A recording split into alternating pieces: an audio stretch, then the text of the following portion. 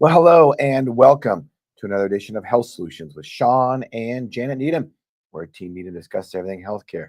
I'm your host, Shawn Needham, along with my wonderful wife, Janet, and we are streaming live from the Moses Lake Professional Pharmacy Podcast Studio.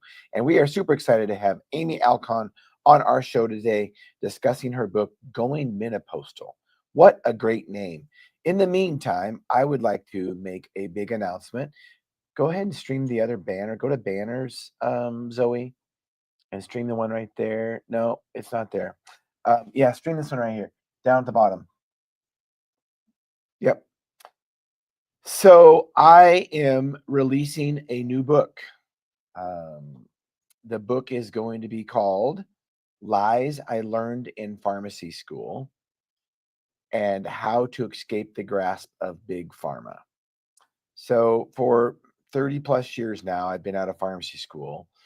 And not only do I realize some of the bad things I learned in pharmacy school that are completely wrong, but ever since pharmacy school, I've been learning things more and more often about things that we teach in modern day pharmacy that are just complete lies.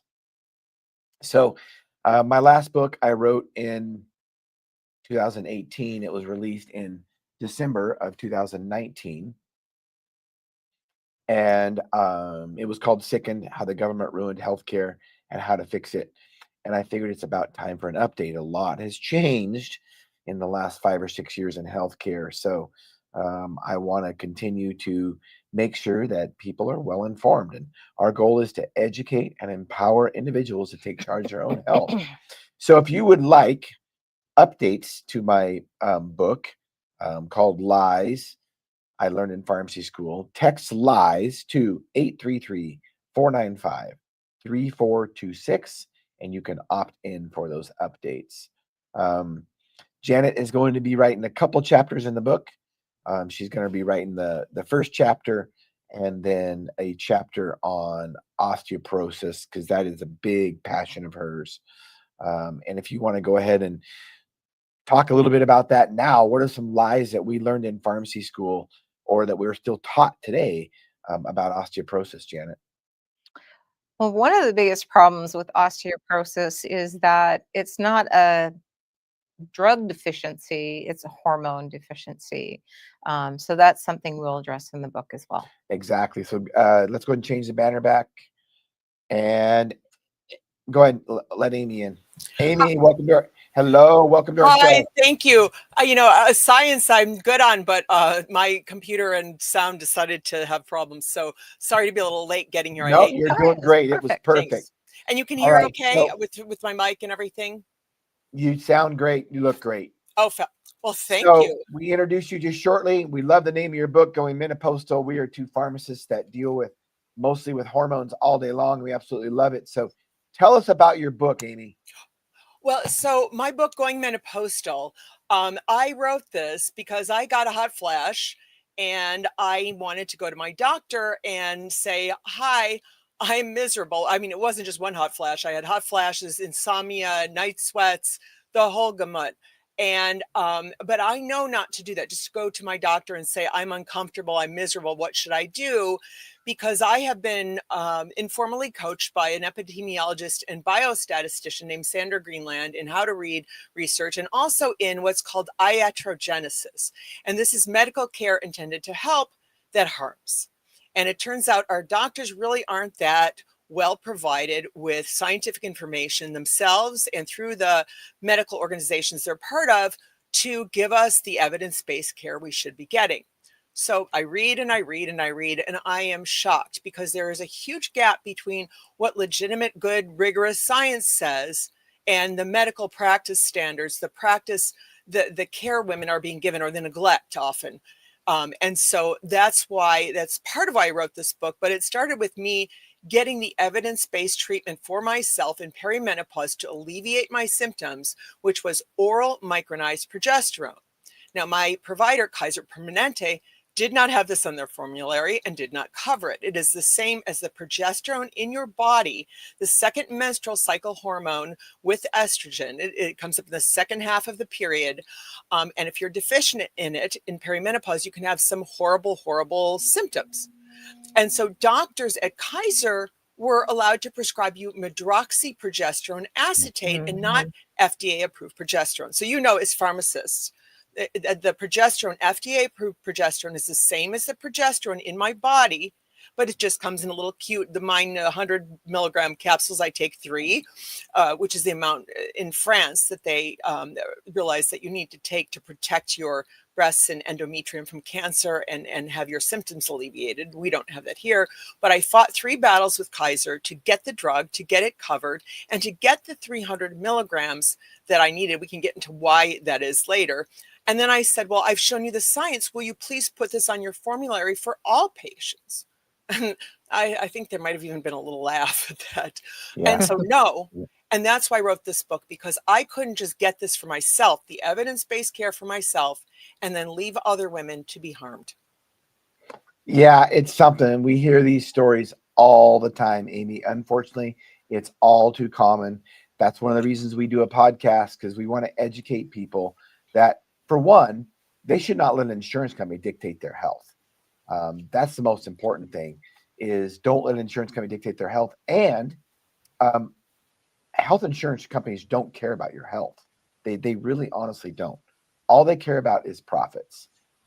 So if you're looking to be healthy, your health insurance company is not going to help you do that. See, I have a different view on that. So I go to Kaiser. It's an HMO. It's a nonprofit technically, but they're concerned with money, very much so. They all are. They need to be.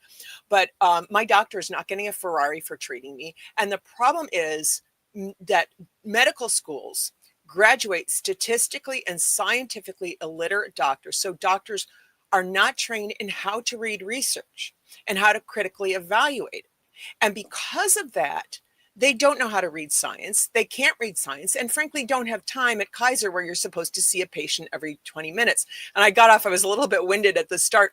I think I forgot to explain Sander Greenland, this epidemiologist who reforms, he's behind methodological reform in medicine, to not be overconfident about findings, to embrace the uncertainty inherent in all medical research and not have what I call a maze-ball of science. Oh, if you take this drug, it'll cure your cancer, you'll have more hair, life will be fabulous. These things where there's often, we see that there's evidence for this and here are the risks. That's real scientific presentation, how it should be responsible science. And so I'm able to evaluate research on a level doctors are not. Plus, I sit here at this desk. I sat here for 8 years writing Going Menopostal, diving into research day and night. And doctors, they're treating patients all day, so they don't have time to read the research. And these departments, these gynecology departments, the big scandal of them is that almost none of the doctors have any training or education in menopause or perimenopause. This makes it unethical for them to treat you. They need to refer you, but there's no one to refer you to, except now there are these certified menopause experts. Now, this is a joke. They are people who go through continuing medical education through the Menopause Society. They're required to do 45 hours in women's health. Of those, 15 hours must be in perimenopause and menopause. And then they take an online test. This is online education. Here in California, as you know, we have traffic school. You get a ticket. You want it to not make your insurance, spike to stratospheric levels. You go to an online traffic school, take a multiple choice test. This is traffic school for your ovaries. It is so terrible. And I know it's terrible. I heard, a gynecologist, I love this, because I told her all these things she'd gotten wrong in a, tactful way when she would tell me this happens or that happens, and so she said, I want you to go to our menopause workshop with our menopause expert. My post I will do on this after going to this 1.5-hour workshop with her and a nutritionist who said all these things that were just unscientific and hooey, will be 10 things the menopause expert got wrong in her workshop. And it's just terrible. They believe very firmly that they know what they're talking about, but you cannot in 15 hours become an expert in anything except maybe, operating a power screwdriver. That's a very valid Yeah, point. I mean, totally. And I will, I will say this, and I love debate, and I do think honestly that most doctors do know how to read research. So I disagree with you there, but I agree with you. They don't take the time because they don't have the time, or they don't make the time. Because they're smart people. They went through medical school. Well, But see, I disagree with you because, first of all, they don't learn how to read it. When you learn from Sander, you learn all these things about methodology, that they don't know, and ways to really be skeptical in looking at things. And I know I am transdisciplinary in a way doctors can't be. And you guys are too. I love pharmacists. You're the nerds of medicine. You guys are amazing. My favorite people to talk to. And so Herbert Kuhl is in my book. He's one of the amazing pharmacists, researchers that I quote. And so these doctors don't have the transdisciplinary knowledge. They don't know, for example, that perimenopause is not menopause light. This is what doctors believe. They think that your estrogen runs out like sand in an hourglass. No. yeah, What happens actually is it spikes and dives. So, Yeah. and this causes withdrawal-like symptoms. This is why both people who are, have addiction issues and people in perimenopause and also menopause for a different reason have hot flashes, because this is caused this is not just your body overheating. There is a blast of stress hormones from that spike and dive that is triggered. So hot flashes are not just uncomfortable, they are unhealthy. And doctors have not a clue about the spiking and diving, about the hormonal profile of perimenopause, which substantially involves deficient progesterone, which, by the way, not only causes symptoms in women, but leaves them at risk for breast and endometrial cancer, which is cancer of the uterine lining. So we just sat at a conference over the weekend, and it was very interesting because my takeaway was, again, self-proclaimed experts with really not having the knowledge they need. And basically, they came away with saying that estrogen was the only hormone. Maybe I got it wrong. Estradiol was the only hormone that we really needed for bones. And right? I'm like, my head's going to explode. I'll try not to do that because it would be very messy and unpleasant. So I left there thinking, wow, I still remember in anatomy that we had different cells and how they, Exactly. Osteoclasts. Those are, I remember C and B, osteoclasts and osteoblast. Osteoclasts are cutter cells with a C. Osteoblasts are builder cells. Progesterone fosters those builder cells. You absolutely need progesterone for your bones. Oh my God, this is what's so horrible. And this is why, people will say, oh, if you don't have a uterus, you can just take estrogen. Well, no. exactly. And they said Right. that. and these people are experts, and they were saying that. Mhm. She's a big It's- influencer. We were down in a Oh, conference in influencers. Austin. Oh, please. You know what? They all use ChatGPT. They all put things in that are wrong. If you use ChatGPT for science, here's my rule. If you don't know the science, don't ask. I use it as a refresher course. And a friend she had a bleeding ulcer, and I haven't read that stuff very much and haven't read it recently. So I wanted to look up, and it says something about mucin in millimeters or something. Yeah. And it's microns. I scream profanity at ChatGPT. It's so stupid because it's a binary code. It doesn't care, but I'm so angry when you see that, because they're telling that to people beyond me. I know that. I could see that in millimeters. Oh my God. Are you serious? Like how much mucin do we have? And so I might be stating it right, but it's a layer there. It's this tiny layer, like thinner than a strand of hair. And this is the sort of stuff, and these influencers, I mean, and I didn't go to med school, but that's a boon. I'm an outsider, but I'm a responsible outsider in that I learned like a huge amount of information. My joke is that I didn't take endocrinology when I forgot to go. I forgot to take endocrinology when I forgot to go to med school. And so you better believe I had for years an endocrinology textbook, British endocrinology textbook, pasted on my bedroom walls, annotated. I studied that, and I pulled on the pages, pasted up more. I mean, serious, and it wasn't just that, serious study, because without knowing physiology, you cannot fact check the studies to see, beyond looking for a body of research. is this valid? Is it reliable? Does it make sense within the human physiology? And often it doesn't. Well, and this influencer, Amy, her answer to heavy bleeding during perimenopause I'm going to lose it. was, you're going to love this, was a Mirena IUD.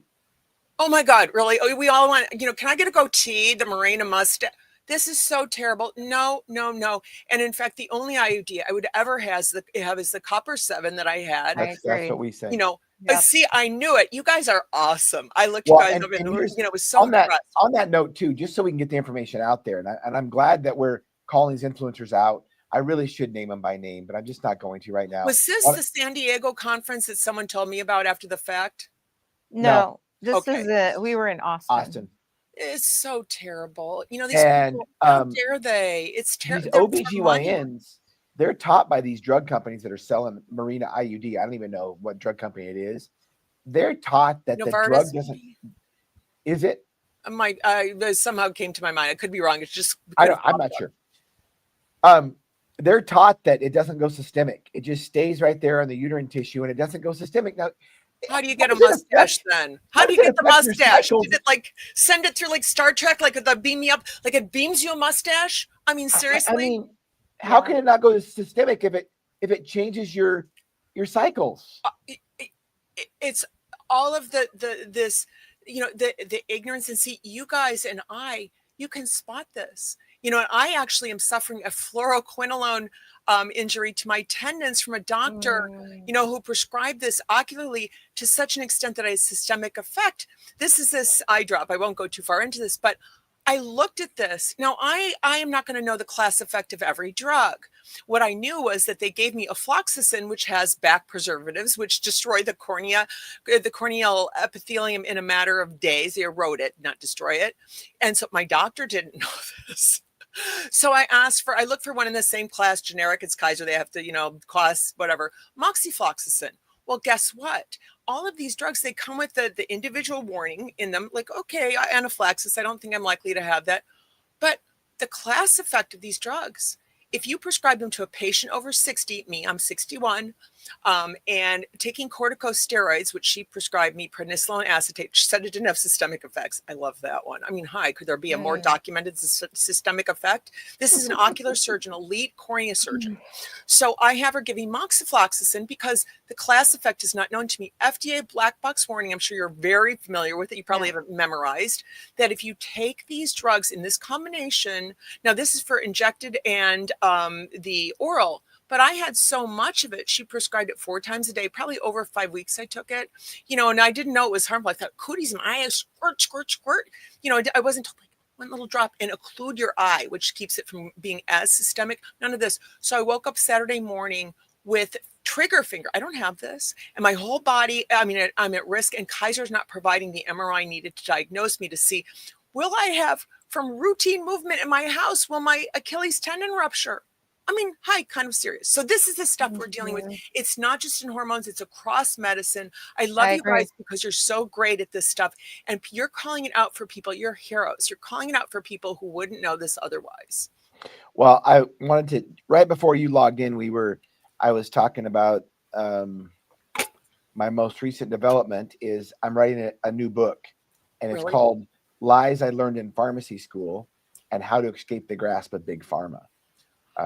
Because so many of these things that we're taught are just, like progesterone does not work. Progesterone only works in the uterus. That's what we learned in pharmacy school. You know why? Because that's progestins. This is so horrible. They've confused progestins, which are synthetic knockoffs of progesterone that have harmful effects, all of them do, with oral micronized progesterone, or progesterone in your body. And you see famous researchers, and I will name a name, she's not alone, J. Julie Kim, really famous. I see this paper, progesterone causes, was it breast cancer? I can't remember which cancer it was. And I think, something's wrong. I look at all the references there, and you go back, it's medroxyprogesterone acetate. This famous researcher doesn't know that progesterone and progestins are the same thing. This is like calling NyQuil a hormone. It's insane. In my 9th edition Goodman and Gilman, which is like the the pharmacology Bible, right? there is under progesterone, they have progestins. They have, and they look at them as one and the same. As pharmacists, we're taught about them as one and the same.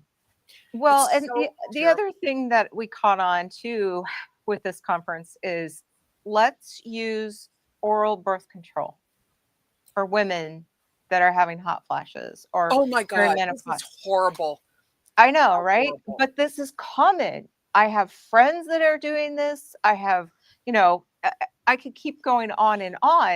And yet they have no idea when they're prescribing this, whether they're a young girl or a girl in menopause or menopausal, that these synthetic hormones do not react in the body the same way. Oh no. So medroxyprogesterone acetate elevates your risk of breast cancer or binds with the wrong receptor in the breast, the glucocorticoid stress hormone receptor. So it increases your breast cancer risk. It also is really terrible for your cardiovascular health and your brain.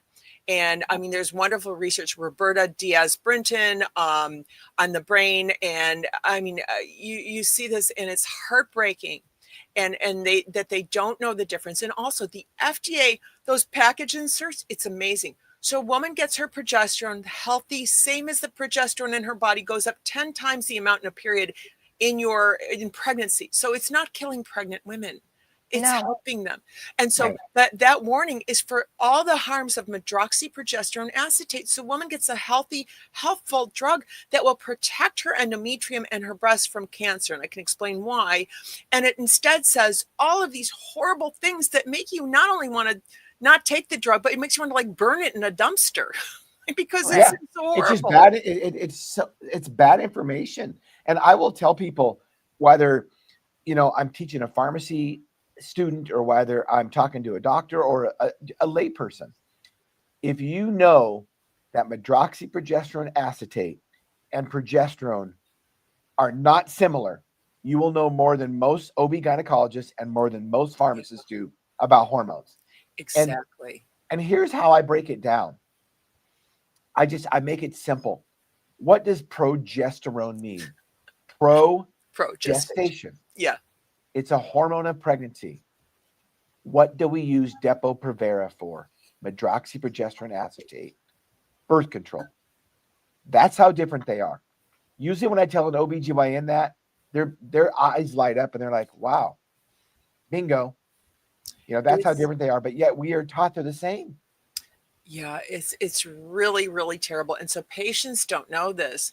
And you shouldn't have to be me. I'm really nerdy. I mean, I have my enjoyment. I got together with a friend. She was in town. What did we do? We read her article, her scientific article on my couch and corrected it. Instead of going, we had snacks and wine and stuff.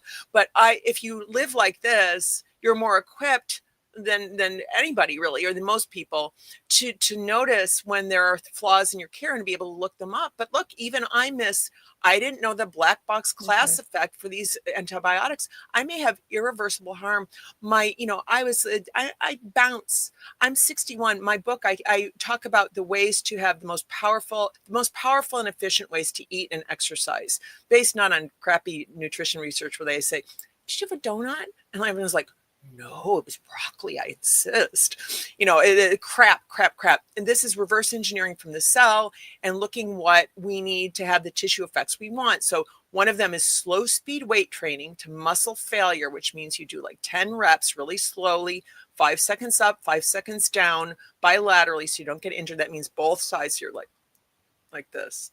And a really good person on this is Drew Bay. He's excellent. Only non-scientist I quote in the book, Baye. You can watch him on YouTube or Twitter, and he does this really slow thing there. And so you can see I have muscles and everything. Do you know how much I work out a week? 16 minutes doing that kind of thing. Because it's a little painful at the end where you're like, ugh. You have to do it to the point you can't do another with good form. If you start squirming, you can get injured. No. But make sure you're not thinking you're done when you're not done. And then I eat a carnivore diet with supplements to fill in for the few things I don't get because I don't eat vegetables. But I eat like a baby dolphin, basically. A lot of fish, some hamburger, some lamb shakes. Very, very healthy. And so, this is really an important part of longevity, is to have the lifestyle. Now, that's not going to get a doctor, a Ferrari or anything else. Or you just can eat this way. And then if you have diabetes or something, I tell people that they should, not do this on their own. They need someone to help. And I'm not selling them. I don't get it. They don't know I recommend them. Verta Health, they're probably very expensive, but there are two dietary researchers, Jeff Volek and Steve Finney. And so people who have serious issues like diabetes or kind of a heart transplant, I said, like, I can't tell you what to eat like I could, like, my friend next door who's just a dude. You need special care to make sure you're not doing something harmful. So, but those things are the two things that are vital. And if you eat that way, and if you exercise this way, and before menopause, ideally, because that's when you can still build bone, you might be able to in menopause, but less likely. You want to maintain it. Do this exercise every day. I'm really disciplined because I see if I don't do this, if you're sedentary one day, you have inflammation, which leads to insulin resistance, your whole health crumbles. And I just need to be a healthy, robust person. And that was my point, actually, where I got to this, that Friday, I bounced into Kaiser and I bounced out. I was happy. The Uber driver, she's black and had this pixie cut. And I thought, oh, she's stylish. Look at her. I'm happy about like little things in life. And Saturday morning, everything changed. I wake up with trigger finger, which is where your finger is like bent like a plank. It's really painful. You can't bend it back on its own. It's terrifying. You have to do it with another finger. And I got progressively worse over the days. I'm really stiff. I'm like an old lady. I can't type. I mean, this is horrible harm, maybe irreversible. We'll find out once Kaiser gives me an MRI that I've been begging for. So this is the sort of stuff that you can have happen, even as a medical expert. I didn't know the class effect. And so you guys, what I love about you is that you're teaching pharmacy students, these fundamentals that they should learn. It is moral to learn them. It is moral for doctors, as much as they don't have time, to read the research in their field. This doctor should have known, yes, prednisolone has systemic effects. I mean, and these doctors need to know, progesterone is different. It's not the same as a progestin, and here's why we need, 300 milligrams. This is another thing. In America, they'll give 100 or 200. Why? Fear, leftover, misplaced fear from the distorted, dishonest WHI, Women's Health Initiative study, where they gave hormones to old, very ill women in their 70s. You don't go to your doctor and say, I have hot flashes when you're 75. They were very, they were obese, they are diabetic. Now, if you take estrogen right after menopause, when you're healthy, when you don't have a bunch of plaque in your arteries, you have to see that you have cardiovascular health that's sufficient. Ideally, you take it like 20 minutes after 12 months without a period, that's menopause. Technically, you're likely to never have another one. But you may. Any bleeding you have in menopause, you go right to the doctor. It might be cancer. Don't dawdle. Don't say it might be not, no, go. So, sorry, I had to fit that in there. But so if you take this, initiate estrogen right after menopause as a healthy woman, get monitored throughout your lifespan to make sure you're still healthy, everything's okay. You could take this, forever. I plan to, because if you stop estrogen now, like the head of gynecology at Kaiser West LA, very, very, ignorant about menopause and perimenopause, said she reads science. Oh, come on. She tells me I should taper off estrogen at 60. I'm 61. Of course. I've heard it. So this was that horrible study. They probably harmed all these women. This was discredited by 2004. And then over the years, they show stronger and stronger evidence, and then come up with the timing hypothesis, this idea that you need to take estrogen within a short period after menopause, ideally right away, ideally within 6 years per the research by Hodis and Mack on cardiovascular health, and within 10 years. But if you're 10 years in 5 minutes or an hour, or 10 years or 11, and you're healthy, you can get checked out. It's about being healthy. It's not some arbitrary number.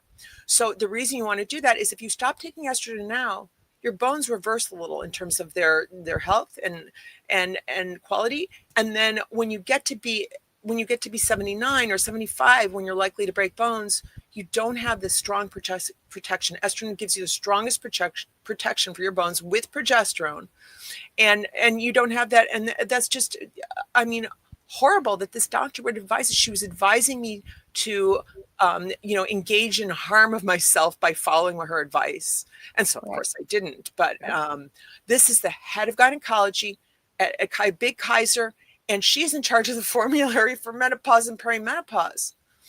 And I think I forgot one thing. That it was the 300 milligrams. The reason you need that, and not just 100 or 200, which doctors give you practicing defensive medicine, they're under-treating you because they're afraid of hormones based on no science, based on these fairy tales. Bless you.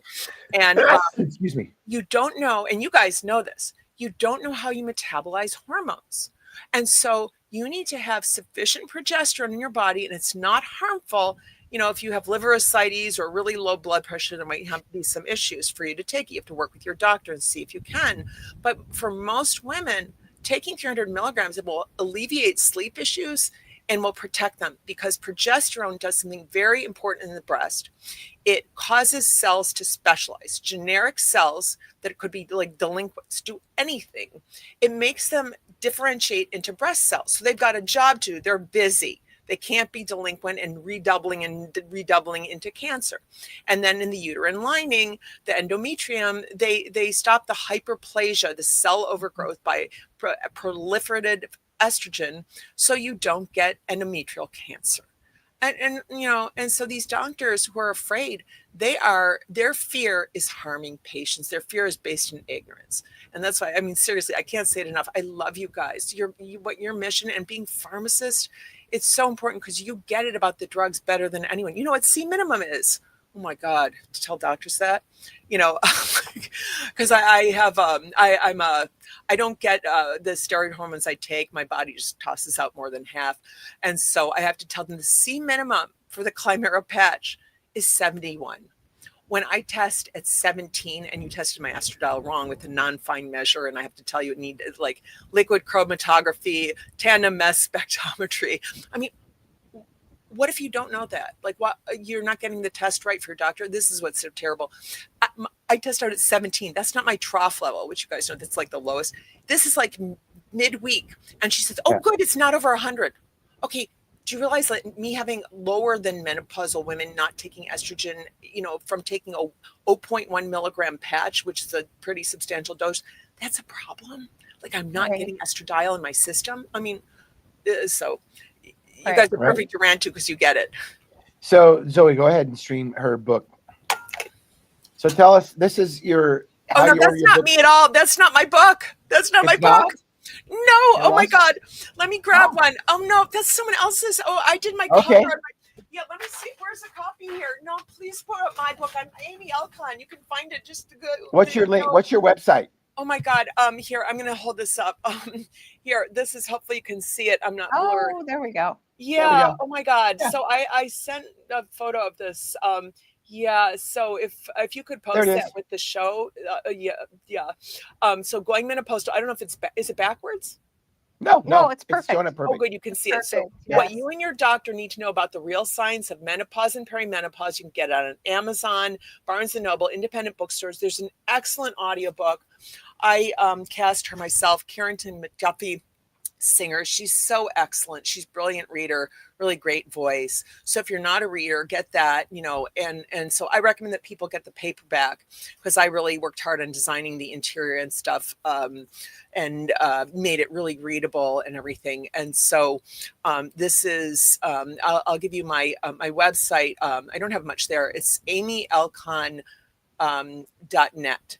And then I have a Substack. You can subscribe to my free newsletter with all this science information. It's subscribers at amyalkon.net. And I cover all of this stuff that I talk about in menopause, perimenopause, and other areas. Like, for example, my next post is going to be on how heart disease is missed in women in emergency rooms. They send women home 3-4 times with heart attacks. They don't recognize the heart attack because our symptoms are different. We don't have the Hollywood heart attack you see on TV of the man clutching his arm, getting all red, his tie bursts practically, and he falls on the floor. That's not our symptoms. In women, they're very different sometimes. And so, this is important to know, because we need to push. And this is an important thing, important message in Going Menopostal, is that you must push. If you're not getting care, you are owed informed consent. You're owed, being told. That's my book. Thank you. You're welcome. They have to tell you, what is this drug you're giving me? Why am I getting it? What happens if I go without it? What happens if we wait to give it? And I have in this book, the doctors don't do this. They're mandated by law, but they don't. 6 questions to ask your doctor before agreeing to treatment. Can you lay out your reasoning behind your diagnosis and the treatment you're recommending? Could there be other conditions causing my symptoms? What are my risks from this treatment? Are there safer, less invasive alternatives? What can I expect during the treatment? What sort of recovery? And do I need this to Do I need to do this now or go without the treatment? Or can I go without it? And these are things your doctor should be telling you. They most likely won't. So you have to bring it out of them and have 2 appointments or 3 appointments. If informed consent, you have to understand what they're doing, understand the adverse effects, understand everything about it, in order to be able to consent. Uninformed consent is not consent. It is medical malpractice. It's basically assault on some level. So I encourage you to all be a pain in the ass. I was timid. I was like, a mincing person in my 20s. I worked on that, and just, it'll be uncomfortable for you for 1 minute, like to be like, hey, doctor, or I would like a second opinion. You are owed that. I asked for that. I'm going to another eye surgeon. No, I just said, I must have a second opinion on this, and just say it like that. And they have to give it to you. It's not rude to ask for. And I have to emphasize those things because we women are higher in a personality trait called agreeableness. So we're more likely to just go along. We don't want to upset people. We want people not to feel bad. Yeah, your health matters more than any doctor's feelings. And if your doctor is not giving you science-based care, they should feel bad. I agree. That's a great point. I agree. And Amy, you've helped us realize our goal, which is to educate and empower individuals to take charge of their own health. So as we wrap this podcast up, tell us what you have a passion for. Oh, science, and actually telling every woman and every person I meet something that'll help their health. I'm this meddling nudge. I'll be on the phone with someone, they'll say their name's like Lopez. I'll say, do you know Hispanic women have a high incidence of this invasive breast cancer, and they should, give you a look about that. I did that yesterday with someone who helped me because, it's this thing, I have this knowledge, and I want to just spread it, throw it out, shout it across the street. So that's my passion. I love it. I love it. Well, thank you for sharing your passion. Thank you and for listeners having and me on. viewers, thank you for tuning in to Health Solutions with Shawn and Janet Needham. Tune in Thursday to our midweek scheduled podcast, 8 a.m. to 9 a.m. Pacific Standard Time. Thank you.